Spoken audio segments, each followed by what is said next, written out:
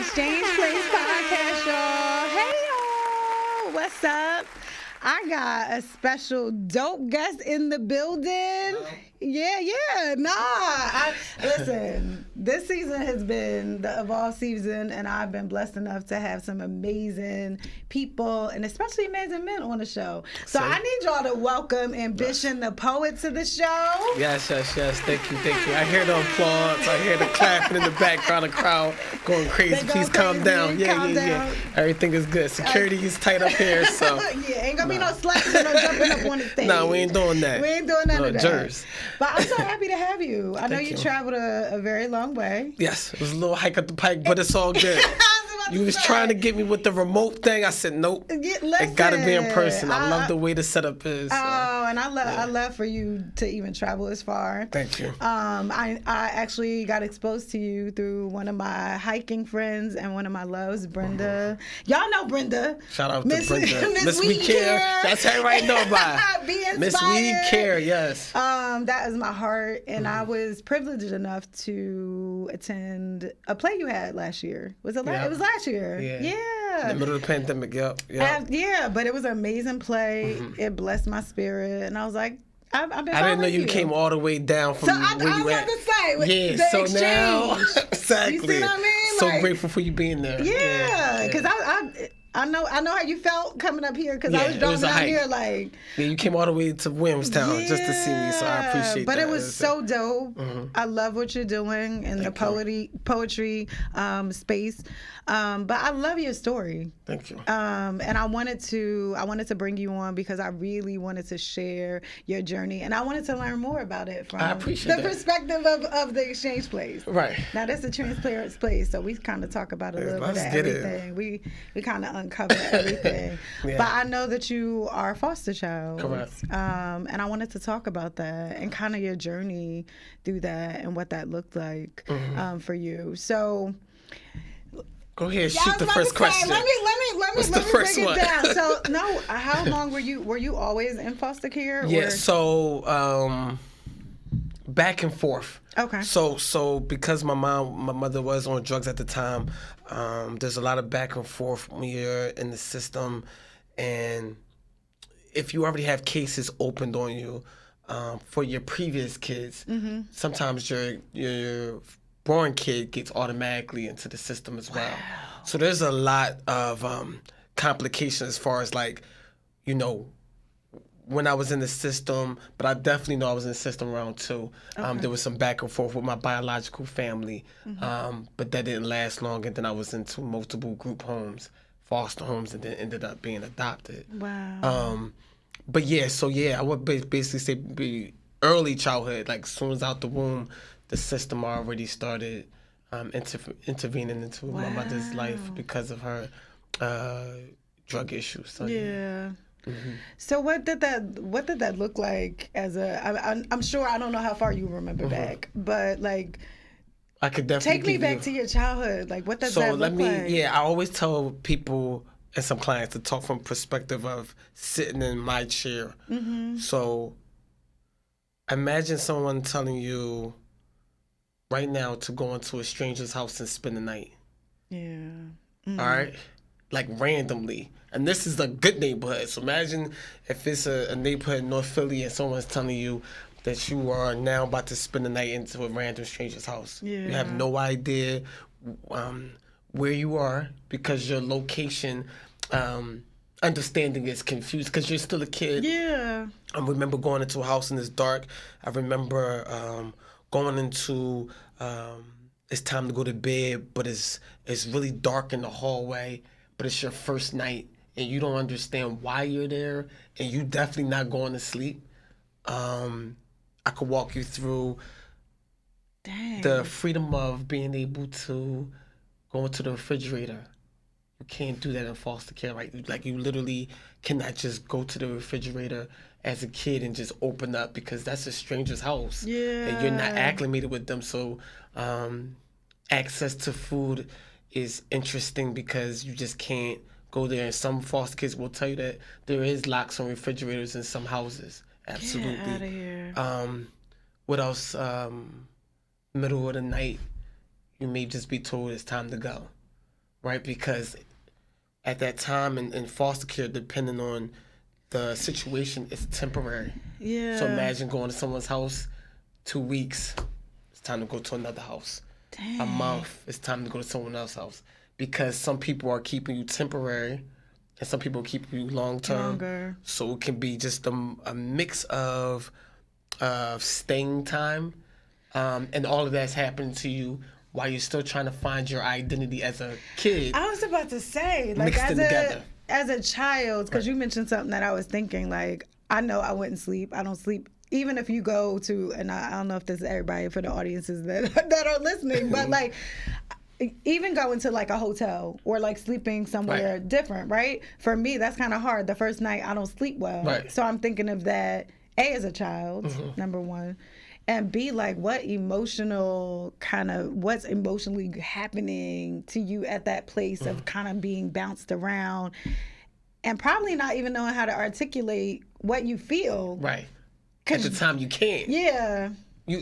Because it's so much. Somebody say, "How does it feel?" I say, I can't explain it to you. How does it feel? I could walk you through some experiences, but the feeling, there's so many different emotions at once. Yeah. Anger, confusion, but then you lost, no identity. Where am I at? Who are these people? Yeah. Like even your social workers and dealing with that part, they switch and constantly change. Yeah. So there's no constant in your life. Yeah. It's a constant Stability. revolving door from people from the system and then people that you're trying to live with and trying to find stability with. Yeah. Yeah. So at what point were you kind of, as you're navigating that space and place, which I'm sure, again, my heart goes out. I'm over here like, don't cry. I'm always crying on the show. Everybody know that. But like in the navigation of that, I guess, and the emotional toll and everything, you still have to go to school. Yeah. So you still are looked at to be able to perform to a certain level. Correct. Where your home environment is not necessarily conducive to that. Like, right.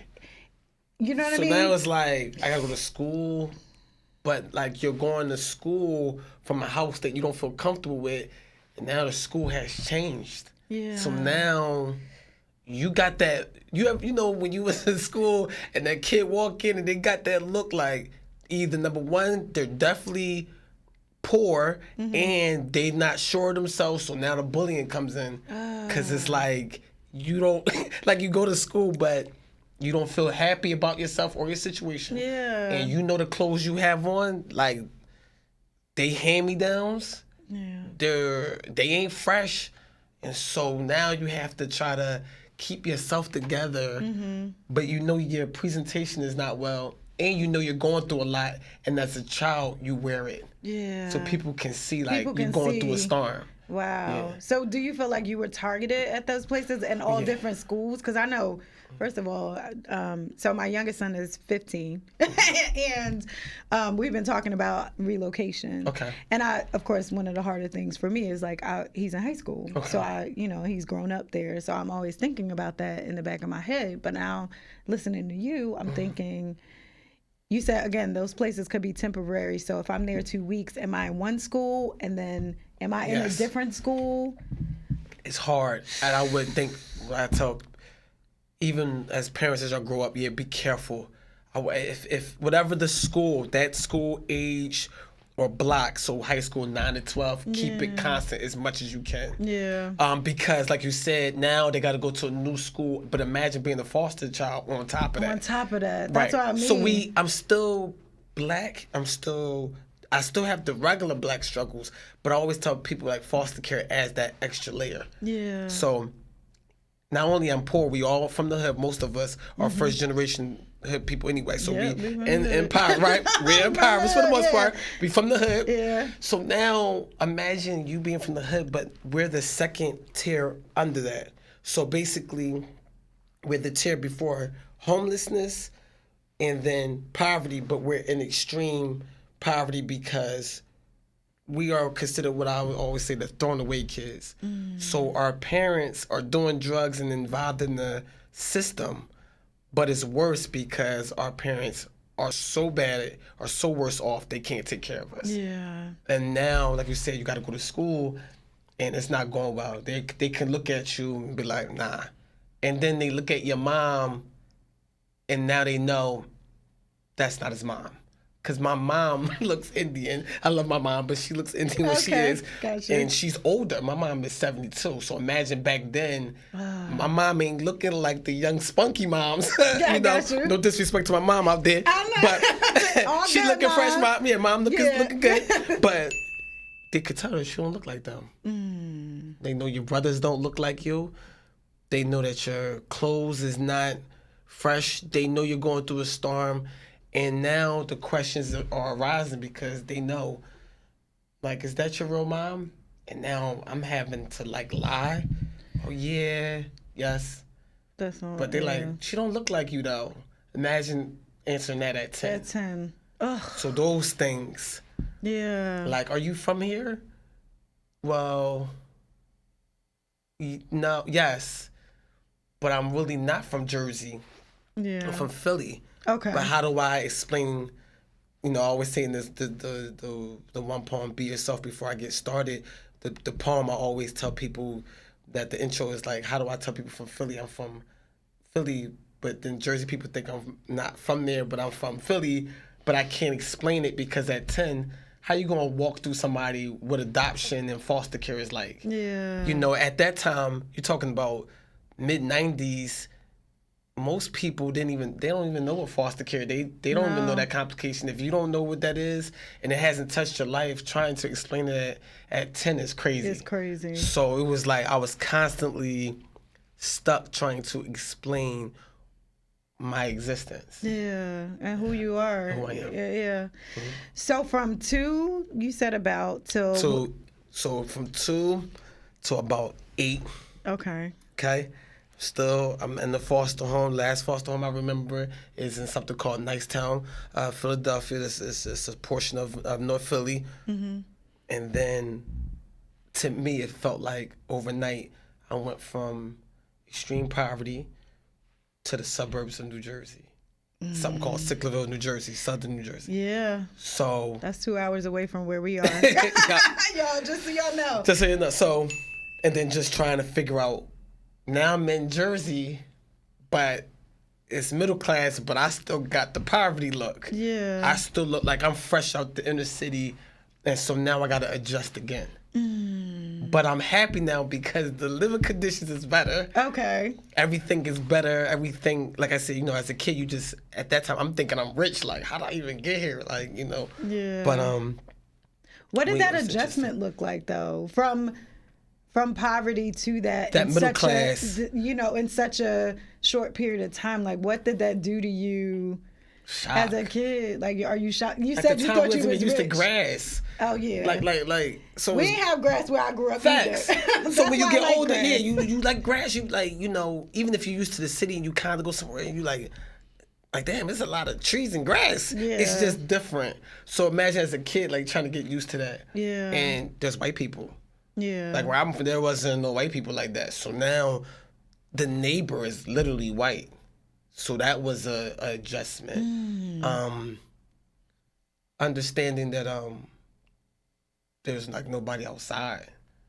Like in certain parts of New Jersey, in the developments we have developments down there in South Jersey. I don't know what y'all got up in North because it's a little different. Nah, we got the same thing. Ain't no grass in the hood. I grew up in the hood, so there's grass patches. Oh, it's patches. But it's all love. But it's not grass. Like yeah, no. Yeah, but it's just different. The environment's different. There's people that's not outside. Mm-hmm. This is the first time where people are making fun of me more so of where I'm from, because at that time in South Jersey, suburban kids look down on cities.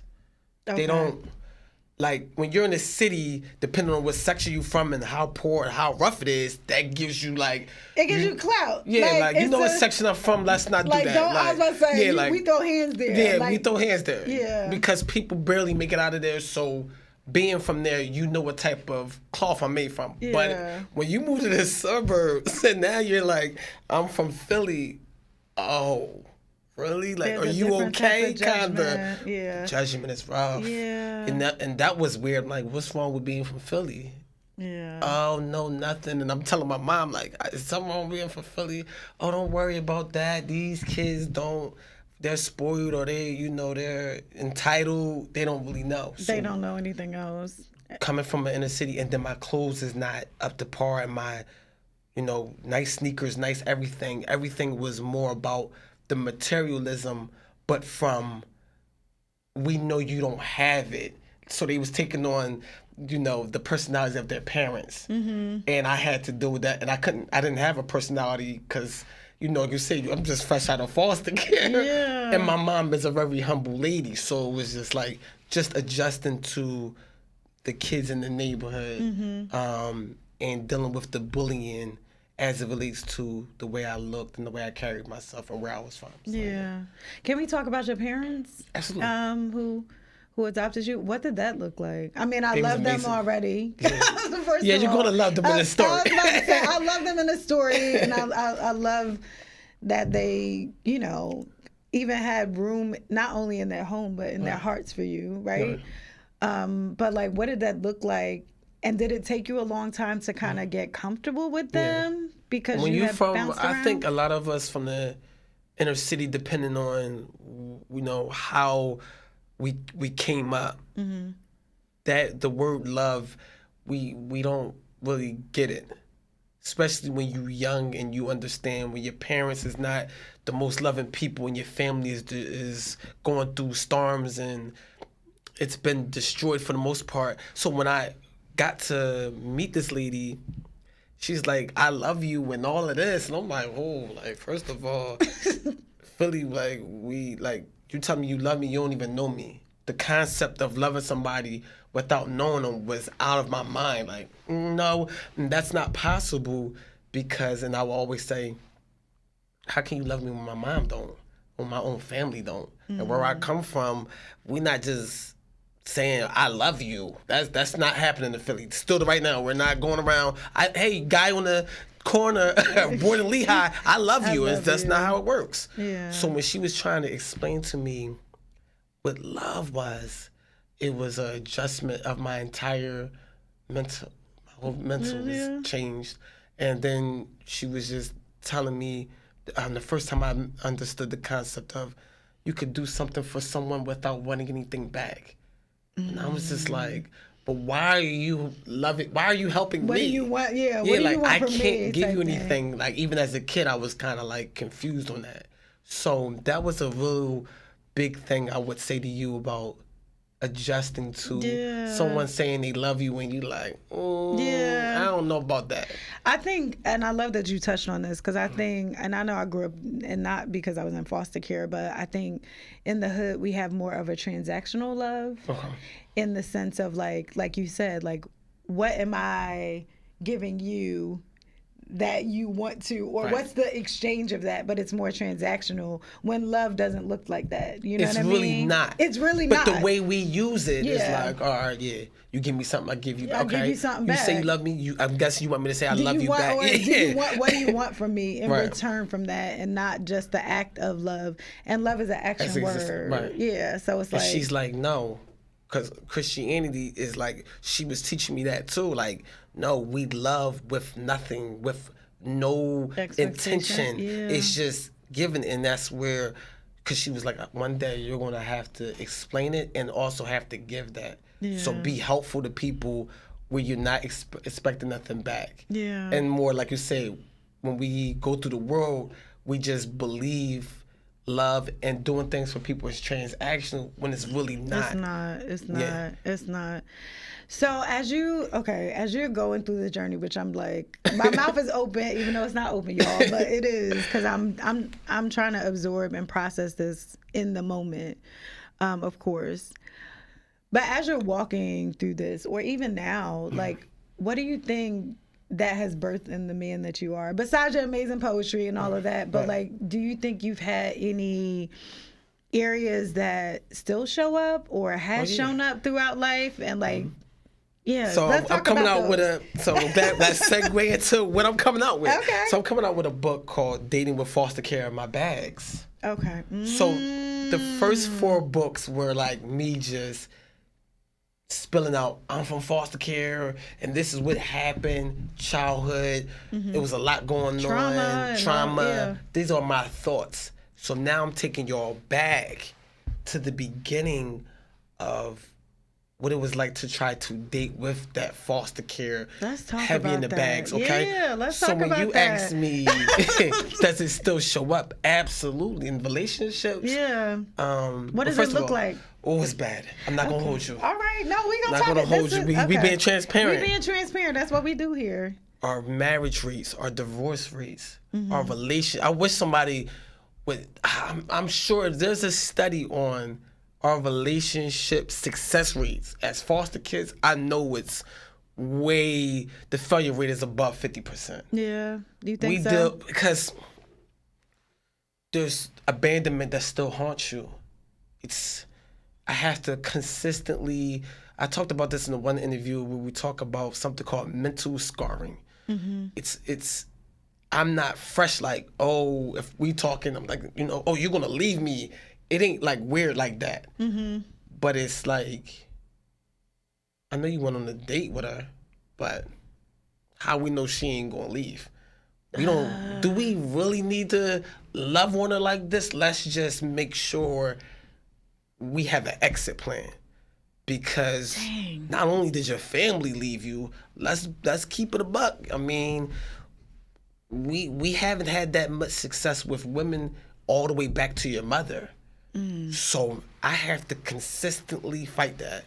Okay, that's all the time, every day, doing poetry, doing anything. These are regular friends, the abandonment, scarring, and fight, and this whispering of people are not really there or may leave, have an exit. If they say anything about leaving or I don't care, let's hit the exit door. So do you leave physically, or is it more of you're still in that relationship or still have, because you talked about friendships too, right? You still have that friendship, but you're not as invested. You're there, but you're not invested emotionally in it anymore. One of the things is that I still stay, but with friends. Okay, right? I got you. Because my friends know, Brian, like, I'm here. Yeah. And these are friends I had for 10 to 15 years. Gotcha. And I know we got into a little argument and you started to bring up some things, but I'm your friend. I've always been your friend for this amount of years. I'm not going anywhere. Gotcha. So then the little boy or the rage of a man is like, oh, I gotta chill. That's not, they're not going nowhere. Yeah. Now on the relationship side, which I know a lot of former foster kids and adoptees, they'll tell you like, if for some of us, we out of there. If we dating and you like, yo, you know what? Like, I just feel like this ain't working and da-da-da. You might just be expressing yourself. Like how I feel at that moment. But for us, we like, uh-oh. What you hear is a whole they're about to leave. Yeah. I told you this is what, and so we struggle with the constant abandonment effect that may not even exist. And as a grown man or woman, we do go through therapy for me, at the time, they put all the kids through therapy that was in foster care, all the way into, I was out the system, right?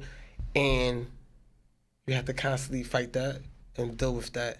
And so this book is going into that direction because I have to get over the hump of like, when I first came and tried to date girls and try to tell girls that I like them, being called ugly, being called poor, you know, your clothes aren't this, who are you, you don't even have a mom, and all those type of things. So that started very young, and then I got to try to fight that rejection. Wow. So first of all, thank you for sharing, because I think that's something that most people won't say, but definitely men won't say, or have enough self-awareness to admit that.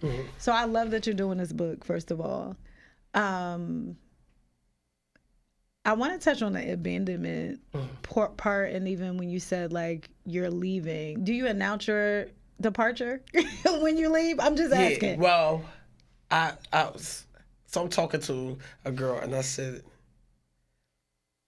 if you ever to say I don't care, or you know you feel some type of way, I'm gonna ask you, like, when you say I don't care, what do you mean? Because my questioning is trying to figure out, hey, like, before we even get in the relationship, I need to know. I'm gonna ask you these questions because I'm confirming. Are you saying you don't care about me, or like the situation? Yeah, you saying that you done with like this conversation, or you done with me? So I ask the question, like, let me know. You want the clarification, right? Because the whispering in the back is like, they leaving again. Why do we keep putting our heart at risk when we already been through this as a young boy? Yeah. A lot of men won't admit this either. It also goes in the reverse when we get angry. So, if I'm angry and we get to arguing, and then you start talking about you gonna leave, then sometimes that abandonment and rejection could come out, and we weaponize it. So then it doesn't matter if you leave anyway. You know my past, you know my background. So I ain't never been scared for somebody to leave. And I've been told that I've done that. And so weaponizing what happened to me is also dangerous as well. So there's a good book called What Happened to Me. I don't know if you've ever read it, but I'm going to suggest it to you. It's Oprah Winfrey. And for anyone else who has these issues, or not even these issues, I think just trauma in general, because it helped me. But it's called What Happened to Me. It's Oprah Winfrey and Bruce Perry, I believe. Okay. But it talks about kind of those triggers. And when certain things like that come up, how you respond and where it comes from. Correct. And it'll bless anybody who listens. You gotta send me the link. Don't forget to send me that link. No, it's a really good book, and it's a short book. My car is my classroom, so I of course listen to books all the time. I don't have time to always sit down and read, but when I'm in my car and driving, I read. But that's a good book, and it's a short book, but it is very insightful, and it will make you even look deeper than you're already looking. Sidebar. So I love that we're talking about this, first of all, because I think we talk about relationships a little bit on the podcast, but we don't talk about it. A little bit? We do. I mean, we talk about relationships, but I don't know if we talk about, because I feel like there's a whole bunch of podcasts about relationships sometimes, and I feel like we hear all the time, but I don't think we do enough, and this is sparking something in my own head, of this level of kind of pulling back the covers of what's going on. So as you're dating, let's stay on relationships for a minute. As you're dating, do you disclose this information to people? I mean, I know people know that you're a foster child, right? That's something that's kind of like public and all of that, but do you feel like you do a good job translating that to people so they know up front what to expect, or is it kind of the I try to. It's kind of like let's not lie. In the past, you got smacked with it. Okay. You might say something like, you know what? I don't care what you do, and then I'm in the whole fit like, oh, you don't care what I do, it don't matter. Yeah. But as I'm getting older, a lot of transparent. A lot of women are taking interest because of the type of poetry I do anyway. Okay. So then, hey, you cute or whatever, but I heard your poetry in the foster care thing, so now they start digging. Yeah. So I gotta be transparent, like, when you hear these Revenge of the Foster Kid, or you hear the poem called This is Stories of a Foster Child, love, I do get a little bit angry. I do want to warn you that it can come out, and if you say certain things. So when the talking stages, like now you want to tell that person, here's what I don't like. Here's what I do like. Here's a little bit different than me, So I have to be honest, because my work is so out there. Yeah. That, when you talking to me, you more likely gonna go through my work. Let me see what he's saying. And then they be like, so in this one poem you said this. What's that mean? I'm like, yeah, that's the truth. Yeah. I feel like this. I feel rejected. I felt, this. So, it is a little bit different than you dating a another black man at this age and at this status because I have the layers of foster care. Yeah. And we're not going to hide some of the issues that come with that. And this is me, and this is what I come with. But, you know, I'm a good person, but there's some things that come with it. You know, that's just part of the game. Yeah. And it's nothing I can do with it. So the same thing you're attracted to when you see me speak and with passion, that also comes with the passion of what I've been through. What you've been through. That fire created a diamond, but, you know, the diamond also wants to tell you about what it was like to go through, you know, that hot heating process that hurt that diamond before it became shiny, right? So, yeah. I love that. So question, do you have, I know you said you went back and forth with your biological mom. Do you have a relationship with her No, now? So what's funny is, and I'm glad we talked about this because it put on record, that DHS they don't really necessarily help you find your family after you get adopted. Are you serious? No, that's real. They don't help you. The system has a viewpoint of when you're adopted, good luck, we so happy we found you a family, you cool. You're off the books, there's no more involvement from the state. There's the problem. I got a whole set of family roaming around the street. I could be talking to anybody, like, what's going on? So I ended up finding them through Facebook. Oh, okay, I was about to say, please say that you found them. So I ended up finding them through Facebook. That didn't go. It's not a happy story, but I will say I got to meet them. We had a reunion, get to meet them. I got to see her, and I was at age 26. Okay. At that point, my memory of what she even looked at when I was a kid, I had no idea what she looked like. Okay. I had no idea what my siblings looked like, except for like my sister. Okay. That was faintly. So yeah, I do know what they look like. They're still living. I keep in contact with some of the siblings. Okay. But the relationship is not. It's not a happy story because you're meeting people as grown adults. Yeah. So now you're trying to. Yo, you my bro. It's hard. It's hard. So you gotta learn them. You gotta try to. So we in the building process. Intentional. But yeah, it's I love them, but I have my adopted family is a lot. Yeah. They already, we got our own dramas, we got our own issues. That's fine. And with That's all family. respect, like I told my one biological brother, John, said, I love y'all. I got everything for y'all, but I got my own family here, and I love y'all. But to take on two families would be too much, because I'm a really big rock in my adopted family now. Okay. So sometimes you have to be honest with what you can take on. Yeah. And I tell these adoptees too, like, it's not, this ain't TV. And so be careful when you start trying to dig your biological family back up, because there is some reasons why it's not connected. Yeah. It's not by accident.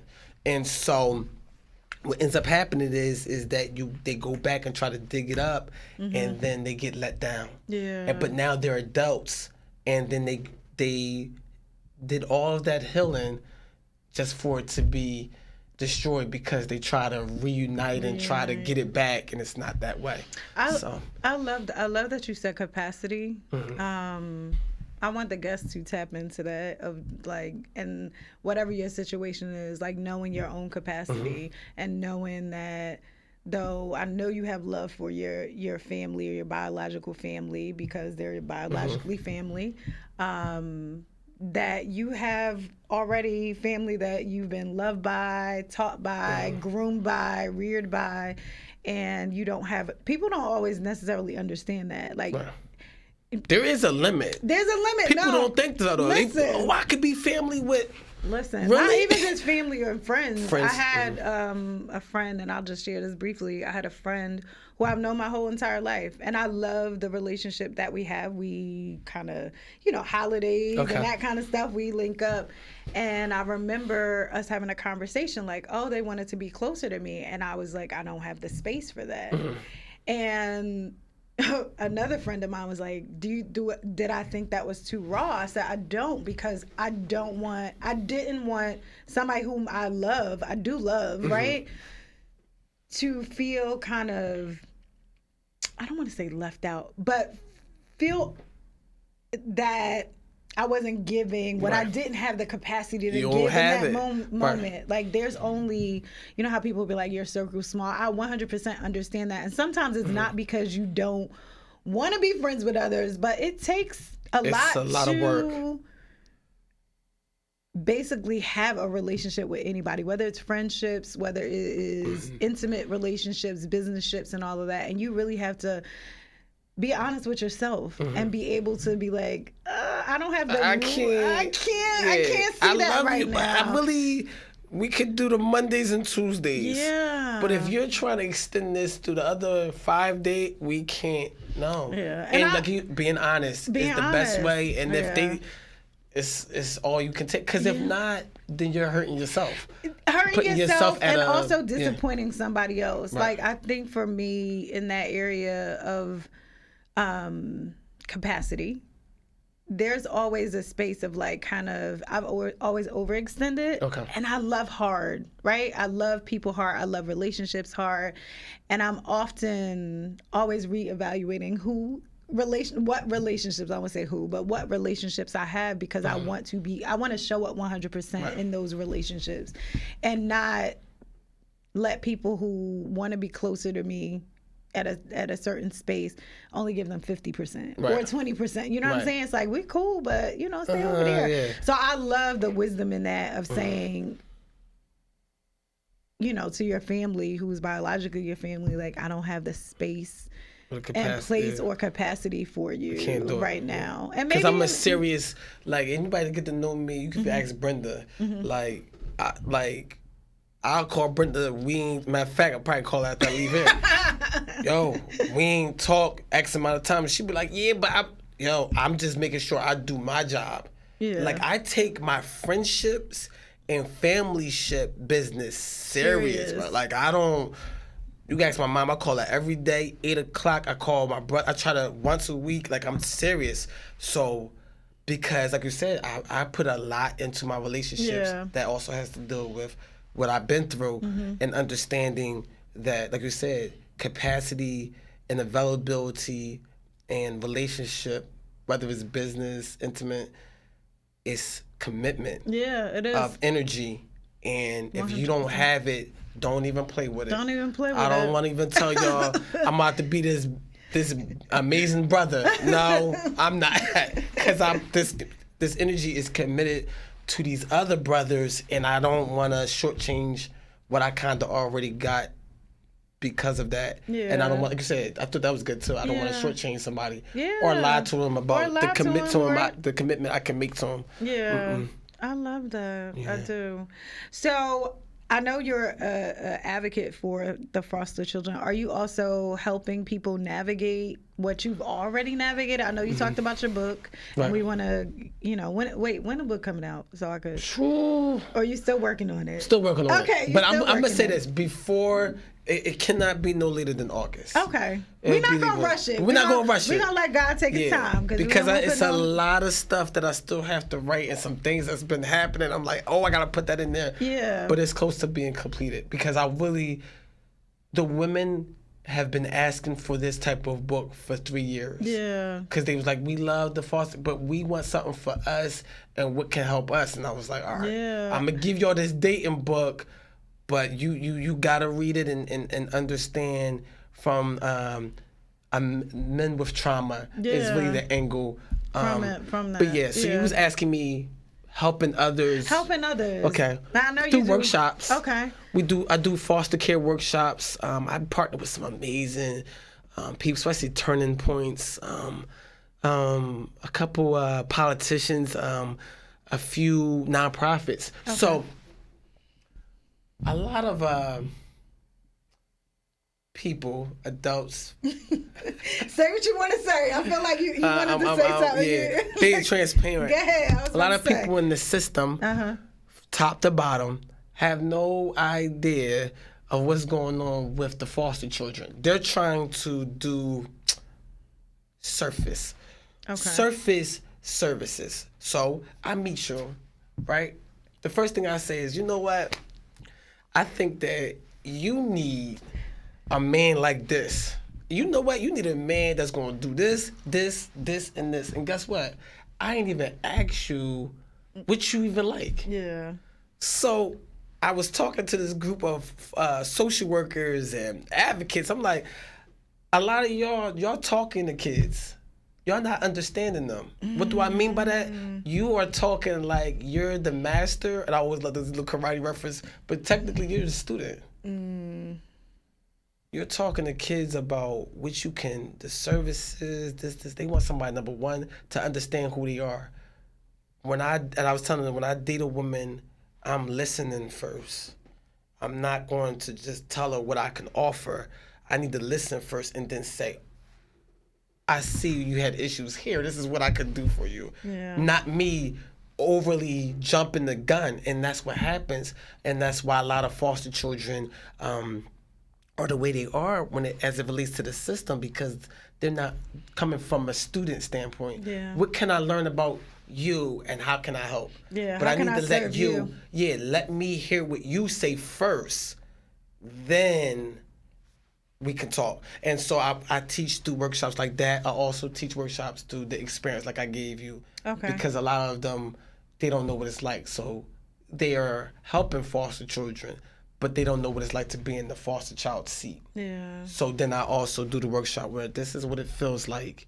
So when you saying how come you're not eating or how come you're acting up, I think you should probably ask them, are they getting sleep first? Cause see, you're attacking behavior, but then you're not asking them if they sleeping or they eating well. Yeah. You know, there's fundamentals to human beings. Like, number one, do you feel safe? Not why you having a bad day at school and why you fighting. Hold on, safety, his clothing, where he's sleeping at night, what's happening to him at night. Yeah. Like, so I help the system and the people that ask me to do these workshops come back down to this level and ignore all of their little books that they have, because it doesn't make sense in the practical world. Gotcha. Also teach them about subcultures too. Subcultures is like being black. My mom is black, my dad was black, but they didn't understand hip hop as a subculture. So even though they love me, but they're big on Christianity, but they don't listen to my music. So at that time, back in the day, I'm listening to 50 Cent, Get Rich or Die Trying.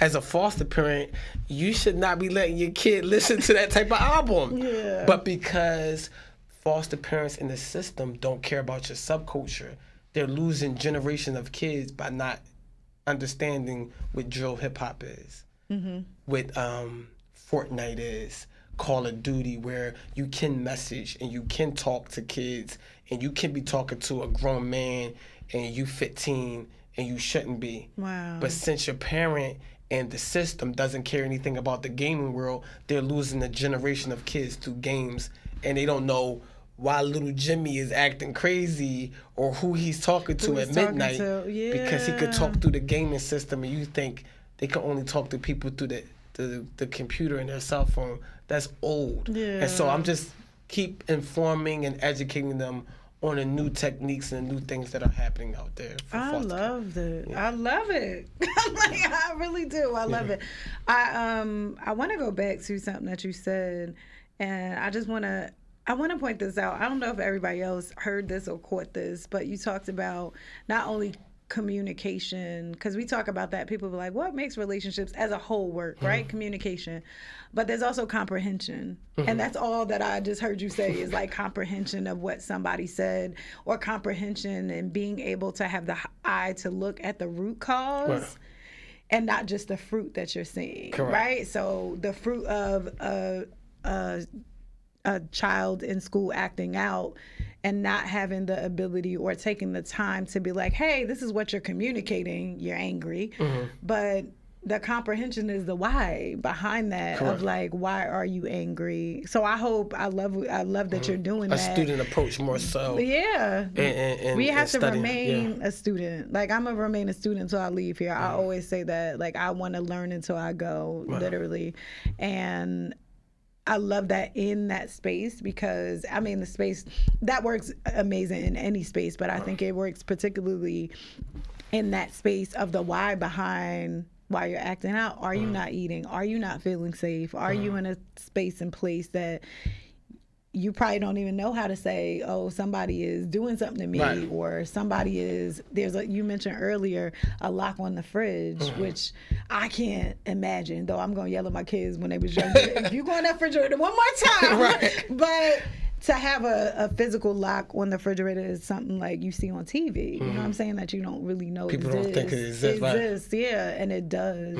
So I love that you're shedding light on that as well. I'm gonna ask you. Look, I'm gonna ask you because I want you to listen before we get out of here. And we got some more time, but I do want to ask if you will. I'm gonna ask you to start thinking about it now because I do want you to share a little poetry. Okay. for the people who don't know. I'm ready for that. Yeah, I was about to say because I have experienced it live, and I'm gonna get to. Hopefully, he gonna say yeah, y'all. He gonna say yeah, and I get to experience it again. But it blessed me because, like you said, it allowed me to not. Of course, physically, I don't have the foster care experience, but I felt you in that play. I was like, man. Like, it was magic for that day. I'm mad because it was in the pandemic, so a lot of people didn't get to see it. It's all right. It's only the beginning. You know how God kind of show you a little bit like, here, a little bit go here, ahead, mess little with peek it. there, and then, they said that, like, and I always get biblical, David was practicing a long time with that slingshot before he got to use it in public. So they think he just used it when Goliath. That's not true. He was already in the lab. That's why he grabbed. I was about to say that's why he grabbed it. He couldn't put on the other type of armor because he was already prepared for that. So I think that you look at that play like that. That's nice. I like that. Practice. That's practice for a bigger stage that you will have because it's amazing. So as you have been thinking, and I know you're gonna bless the space. You're gonna bless the space with a poem. If you would give me a little something, give me something for the listeners. Okay. Let's see. Look, everybody who all the creators always do this, right? Singers, poets, they always like, what am I saying? Yeah, because it's like, give them something. I mean, we can't go wrong. Okay. Yeah. So one of the poems I had brought up was the therapy called "The Stories of a Foster Child." So we just do a little sample of that. Okay. So this poem was written. Just so to take you through it. So this poem was written because when you're in foster care, they keep asking you these questions. Like, do you love your mom? How you feel about this? How you feel about that? They keep asking you over and over and over again. And so I wanted to have a poem where I just release what I felt and tell the truth about the questions. So I hated foster care. It felt like an Airbnb app for the poverty kids, except for you can't give 5 stars to abusive parents. You can't give tips to a roach-infested house. And I hated my used clothes. You could still smell the 6 people that wore it before me. It was something about hand-me-downs. You could still feel the disappointed souls that cried on the collar. I hated my sneakers. They always had that lean. They needed the grandma cane. I always wonder why Foot Locker never accepted Medicaid. You are now listening to the stories of a foster child. They asked me how I feel about my mother. Well, life gave me an epidural in my tongue so it goes numb every time we're talking about birthing our relationship. How am I supposed to feel about a woman who left me to die? Do it look like I'm that crumpled up birth certificate you trying to find when you finally trying to get your passport? You are now listening to the stories of a foster child. They asked me how I feel about my brother. Well, he told me when he was young that he did have to drink out of the back of a toilet. And what black boy in America should try to quench his thirst the same place where he emptied his guts? That's yuck. I'm talking to the doctor, and the doctor, I think we should probably shut this session down. We're starting to knock on the monster that's been snoozing since my childhood, waking them up with 3 shots of espresso, letting them snort a couple lines of pre-workout powder. And my foster mom, she always said there was a little boy inside of me that was playing with matches near his forehead. Thinks the only way to get rid of his memories is by setting his skull on fire. You're now listening to the stories of a foster child. Wow. Give it up. Wow. I hear him going crazy. Back up on the stage, y'all. Security, get him. But yeah. Thank you for that. That was dope. That was dope. So that's just, like you said, just walking you through what it's like, what I felt. And, that's pure, raw emotion put on a pad. And just letting people know. It's just the story of a foster child, and there's so many like that right now. You know what I mean? Even while we are comfortable in this little, this studio and laughing it up and talking, there's somebody that's being transferred to a house right now. Wow. In all parts of Jersey. So, and I tell people when I'm doing the art to remind them of that. Like, I'm talking about it from this standpoint as I'm eating and got some money now and I'm okay, but somebody in Newark, when I was in Newark performing at the kid, somebody in Newark right now, y'all have no idea, like thousands of foster kids right now, Trenton, Camden, and then all those small towns in between that we try to ignore. Because I was in Sicklerville, I was there. Yeah. So our foster children throughout the state of New Jersey is in every single county, all parts of it, whether it's the city, countryside, or just the suburbs. So, yeah. So I before we wrap up, tell us about what's your vision for what I could think you have coming up and what you overall see yourself doing. I mean, you're doing a lot, but I know it's bigger than that. And what you can't share, because I know everybody vision, you be like, I can't share that. I really can't give you all that because really it ain't even that deep. I hate when people do that. But you're working on something. Yeah, but like, what does your vision look like of what you could do more of, or in a space and place? Like, what does that look like for you? I'm working. The videos I've been dropping, we're going towards a series. Okay. And I just want to do a better job. My being the first foster care put in the history of the United States is just a really good job of telling the stories of the foster kids so that everyone knows, at least.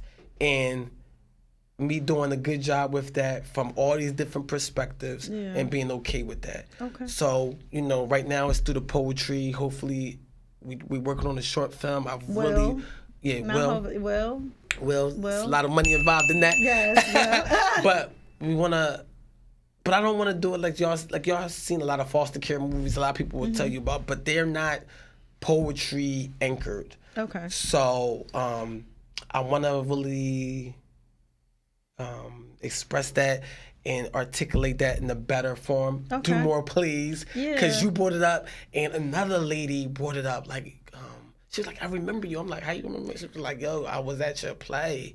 I came to it," and I was like, "Wow!" And I was frustrated about that because it didn't do what I thought it should do. Yeah. But I know that there's power there, so I definitely want to do more plays, and then of course. Talk about foster care through poetry on the biggest stages in the world. Yeah. Like the award shows, all that. Like, that's coming. They need. Yeah. There's a lot of people who are walking around who are foster kids, and they don't even know it because we are also kinship care kids. Okay. So kinship is, like you said, being raised by your grandma, being raised by your aunt. Come on, everybody in the hood know. They don't want to say they foster kids, but if you was raised by your aunt, granny, that's foster care. That's foster care. But there's no system involvement.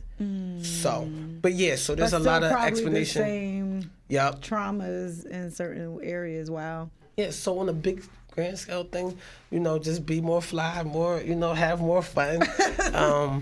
And we talked about a lot of heavy things here. Yeah. But foster care, it had, the sun did shine on me. Yeah. I have a poem here right now. Yeah, I have a poem called Finally Adopted. And I talk about how happy I was being in the courtroom, having my name changed. Yeah. My mom, we didn't talk about that, but my mom actually saying it's okay to call me mom, that was huge. Yeah. and then being a part of a family that's like, yo, nobody wanted you, or nobody really felt, nobody was there for you, but we are. And, you know, having that identity and walking out the courtroom like, yo, I'm a Pinckney now. That's the last name they gave me. I'm Pinckney now. It don't matter. And some of us did get to see the sun. Yeah. And so all of it's not bad, but because we got the chance to see the sun, we got to go back where it's cloudy at. Yeah. And then say, yo, and shine a light. Here go the light. Y'all Yeah. this can turn out well too. Okay. But we got to work on it, and once you get to see the sun, gotta go back to the dark and help somebody else. And that's how we keep constantly helping people. I love that exchange. And like I said, like I told you earlier, you know what I mean? Like I told you earlier, like my mom said, yo, I helped you with nothing. I didn't want nothing. So you gotta go back and do the same and help people and be that perfect stranger for them. So yeah. Yeah. So you got to tell the people how to get in contact with you and where they can find you, find all the other poetry that you had. They got a little taste, but they just that was light. The Williment a little bit. Yeah. So yeah, everything is Ambition the Poet. I mean, Ambition the Poet on Facebook. Okay. Instagram, Google, email, you know. Everything. You can find me. I definitely want to make sure I plug that I am doing a lot of coaching now. Okay. So I'm excited about all the amazing clients. I want to shout out all the amazing clients who are learning about poetry, learning about their public speaking, because that passion was built in high school, where I was going through much. I had to say something because I'm like, I'm being bullied. The girls ain't giving me no numbers. The teachers looking at me weird. I'm gonna start rapping, and so that was the birth of me in my public speaking journey and being in front of people. Okay. So I just want to say, you know, thank you to all of the people who are being coached by me. Okay. And if you find Ambition the Poet, you also, I don't just do poetry, I also teach it. Okay. I also coach public speaker with as it relates to performing and being on stage, and being confident in themselves. But yeah, other than that, Ambition the Poet all over, and you will see the amazing work. And make sure y'all watch my last 2 videos. Send them to me because I'm going to link them. Because you can link it on I'll link them in my YouTube and everything. So send them to me. And thank you for coming. Thank you for coming a long way and dropping so many transparent jewels. Transparent bombs. And I know that. Yes, DJ. We see you in the back. Y'all can't see him, but he's nice with it. He been doing the little ding dings. I hear you. I appreciate that. But just more to come. I'll say that, more to come. I'm looking forward to seeing what God does in your life. Okay. Yeah. And you're going to be in the building when I do the next play. Yeah. All right, we got you on record. Y'all hear that? Listen. We got her on record. She's going to be there. Listen. Up front. You can already ask Brenda. When I say I'm coming, I'm coming. So, yeah. I was there the first time. She actually missed the first time she was on the show. She missed I think one of y'all rehearsals to be on the show. So but you ain't watched that one. But we will see you next week. I'll holler at y'all later. See y'all.